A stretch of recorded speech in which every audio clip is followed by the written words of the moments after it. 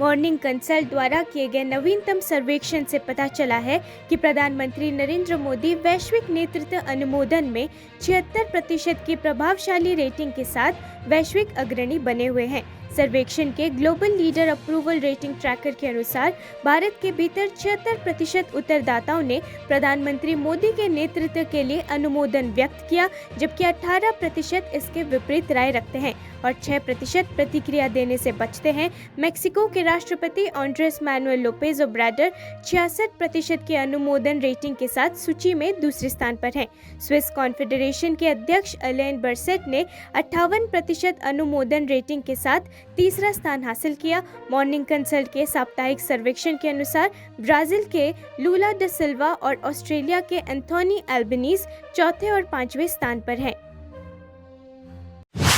Bharatiya Janata party के नवनिर्वाचित विधायक राजा सिंह ने तेलंगाना विधानसभा के अस्थायी अध्यक्ष के रूप में अकबरुद्दीन ओवैसी की नियुक्ति पर विरोध जताया है और कहा कि वो और अन्य भाजपा विधायक ऑल इंडिया मजलिस से इत्तेहादुल मुस्लिमीन के विधायक के साथ शपथ ग्रहण कार्यक्रम में भाग नहीं लेंगे।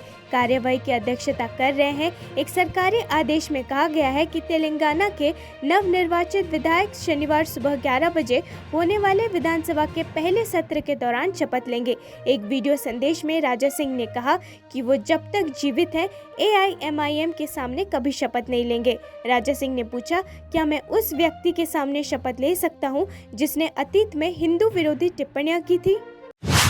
भाजपा पार्षदों ने शुक्रवार को आम आदमी पार्टी पर नागरिक बजट प्रक्रिया को अंतिम क्षण में स्थगित करके और दिल्ली नगर निगम अधिनियम में परिभाषित मानदंडों के विपरीत असंवैधानिक तरीके अपनाकर अराजकता पैदा करने का आरोप लगाया। उन्होंने दावा किया कि बार बार उल्लंघन करने पर सदन को भंग करने सहित गंभीर परिणाम होंगे। दिल्ली भाजपा महासचिव कमलजीत शेरावत ने कहा कि दिल्ली नगर निगम की विशेष बजट बैठक को बिना कोई कारण बताए मनमाने ढंग से स्थगित कर दिया गया है। उन्होंने कहा, DMC अधिनियम के अनुसार MCD आयुक्त बजट को स्थायी समिति में प्रस्तुत करते हैं, जिसके बाद 22 समितियों में चर्चा होती है। आम आदमी पार्टी का समितियों में बजट पेश करने से इनकार करना निगम के इतिहास में एक काला धब्बा है। प्रधानमंत्री नरेंद्र मोदी ने कला और वास्तुकला के क्षेत्र में भारत के फिर से एक प्रमुख स्थान पर लौटने से पूरी मानवता को लाभ होगा।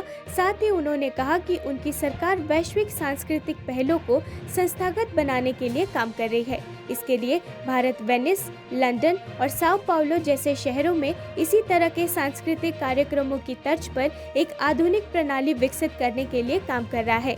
श्री मोदी ने पहले भारत कला, वास्तुकला और डिजाइन बिएनएल IAADB 2023 लाल किला में उद्घाटन करते हुए कहा, इंडिया आर्ट, आर्किटेक्चर और डिजाइन बिएनएल हमारे देश की विविध विरासत और जीवंत संस्कृति का उत्सव है। ऐसे कार्यक्रमों को विश्व के कुछ शहरों में होने वाले ऐसे ही आयोजनों के रूप में वैश्विक पहचान मिलनी चाहिए।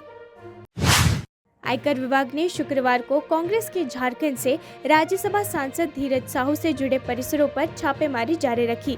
आयकर विभाग ने उड़ीसा में बौद्ध डिस्टिलरी प्राइवेट लिमिटेड से अब तक लगभग 200 करोड़ रुपए की वसूली की है और सूत्रों के अनुसार गिनती अभी भी जारी है।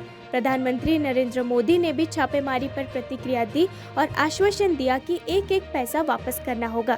प्रधानमंत्री मोदी ने छापों पर न्यूज़पेपर क्लिपिंग्स के साथ एक्स के एक पोस्ट पर कहा, देशवासी इन नोटों के ढेर को देखें और फिर अपने नेताओं के ईमानदार भाषण सुने। जनता से जो भी लूटा गया है उसका एक एक पैसा वापस करना होगा, ये मोदी की गारंटी है। देहरादून में उत्तराखंड वैश्विक निवेशक शिखर सम्मेलन को संबोधित करते हुए प्रधानमंत्री नरेंद्र मोदी ने देश के अमीरों के लिए भारत में न कि विदेशों में शादी करने के लिए वेड इन इंडिया पहल की वकालत की। प्रधानमंत्री मोदी ने कहा, एक पुरानी कहावत है कि शादियां स्वर्ग में बनती है, लेकिन फिर युवा जोड़े अपने शादी के लिए देवभूमि आने के बजाय विदेश क्यों जा रहे हैं। युवा और अमीर जोड़ों के लिए मेरा सुझाव है कि मेड इन इंडिया की तर्ज पर वेड इन इंडिया जैसे आंदोलन होना चाहिए। अगर अमीर कारोबारी परिवार अगले 5 वर्षों के लिए साल में एक बार उत्तराखंड में अपने पारिवारिक विवाह आयोजित करना शुरू कर दे और यहाँ तक कि अगर एक साल में 5000 शादियाँ भी होने लगे तो एक एक उपयुक्त बुनियादी ढांचा विकसित होगा और ये एक प्रमुख विवाद स्थल के रूप में उभरेगा। यदि आप सामूहिक रूप से निर्णय लेते हैं और शुरुआत करते हैं तो कुछ भी हो सकता है। महुआ मोइत्रा को लोकसभा से निष्कासित करने और उन पर जांच बिठाने पर प्रतिक्रिया व्यक्त करते हुए भाजपा विधायक अग्निमित्रा पॉल ने कहा, ये तो होने ही वाला था। हमें यकीन था कि ऐसा होगा क्योंकि कोई भी हो वो कानून से ऊपर नहीं है। महुआ मोइत्रा ने देश की सुरक्षा के साथ खिलवाड़ किया है, फिर भी उन्हें शर्म नहीं आती। वो मामले को उलझाने की कोशिश कर रही है और कह रही है कि क्योंकि वो अडानी और मोदी पर सवाल उठा रही थी इसलिए उन्हें हटा दिया गया। ऐसा बिल्कुल भी नहीं है। हमें फिर से यकीन है कि सीबीआई जांच शुरू होगी और वो जल्द ही जेल जाएंगी। This was about to happen, we were sure that this would happen because anybody, whoever it is not above the law. And Mahua Moitra, she has played with the security of the nation and still she doesn't have any shame. She has been trying to confuse the matter and saying that, because she was questioning against Adani and Modi ji, that's why she was removed. No, not at all. You can question about anybody, but you have played with the security of the nation by sharing your password with somebody, who is not even a citizen of India, at not once, not twice, but 51 times. So whoever it is will have the same fate. And 1 year back, you will remember that she had said about you media people that do paisa ka media. Today we want to know in what amount did she sell herself. She sold herself and we are again sure that CBI investigation has started. She will very soon go to jail. Telangana राज्य सड़क परिवहन निगम के प्रबंध निर्देशक VC Sajjanar ने राज्य में कांग्रेस की महालक्ष्मी मुफ्त बस गारंटी योजना पर टिप्पणी की और कहा, ये योजना तेलंगाना के मुख्यमंत्री रेवंत रेड्डी द्वारा शुरू की जाएगी।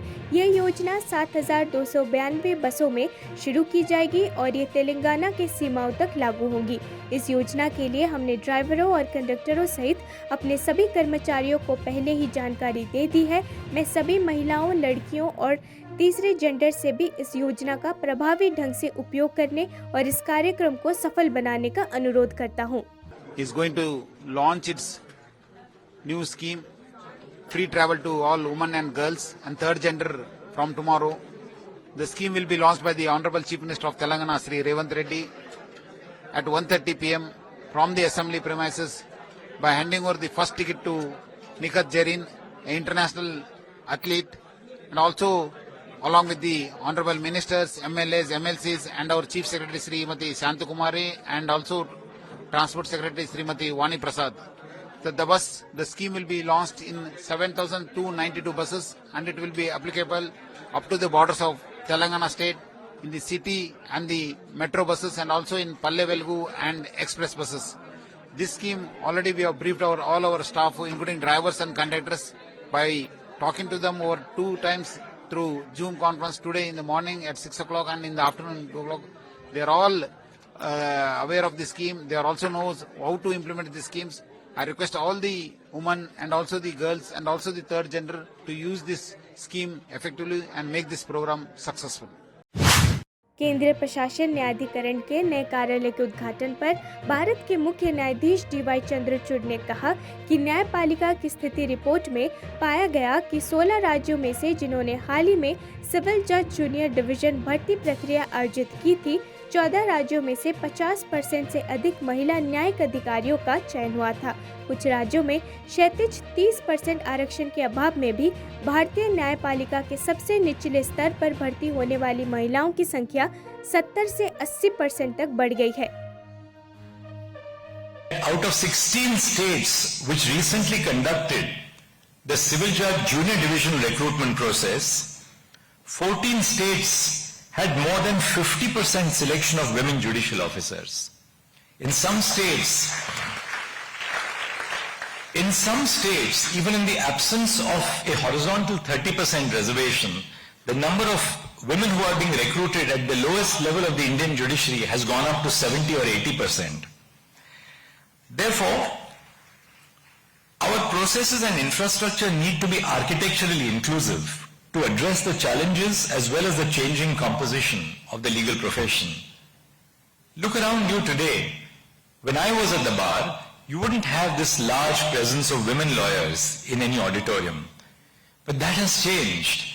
And I do believe that tribunals like the Central Administrative Tribunal, apart from the fact that they render justice in service matters, which are not necessarily available in the superior courts. This lies at the very core of reasonable accommodation, which runs to the fundamental rights which are guaranteed by our Constitution. In the context of rights of persons with disabilities, we have reiterated that the freedoms and the right to life will ring hollow if they are not given additional support that helps make these rights real and meaningful for them. Telangana के मुख्यमंत्री रेवंत रेड्डी कांग्रेस महासचिव केसी वेणुगोपाल के साथ कांग्रेस अध्यक्ष मल्लिकार्जुन खड़गे के राष्ट्रीय आवास पर पहुंचे। रेवंत रेड्डी भारत के सबसे युवा राज्य तेलंगाना के पहले कांग्रेस मुख्यमंत्री बने। हाल ही में संपन्न तेलंगाना चुनाव में कांग्रेस 119 में से 64 सीटें जीतकर सबसे बड़ी पार्टी बनकर उभरी।